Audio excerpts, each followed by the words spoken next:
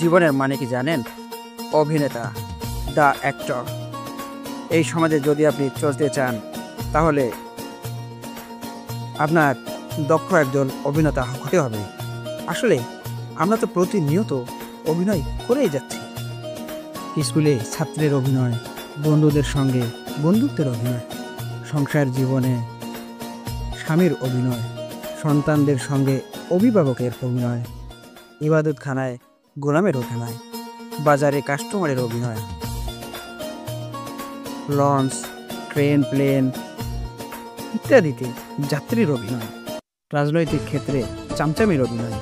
আসলে প্রতিনিয়তই আমরা অভিনয়ের মধ্যেই বেঁচে থাকি। যদি সঠিক জায়গায় সঠিক দক্ষতার সহিত আমরা অভিনয় করতে পারি, তাহলে এই সমাজ আমাদেরকে সঠিকভাবে মূল্যায়ন করবে। এই সমাজের প্রতিটা ক্ষেত্রেই আপনাকে একজন পারদর্শী অভিনেতা হতে হবে। তা নয়তো এই সমাজ আপনাকে কখনোই আপনার মূল্য দিবে না।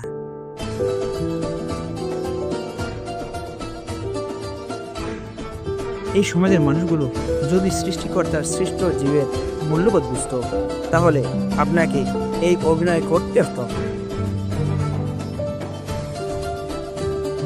আজ আমাদের মানুষের ভিতর থেকে মনুষ্যত্বই হারিয়ে গেছে।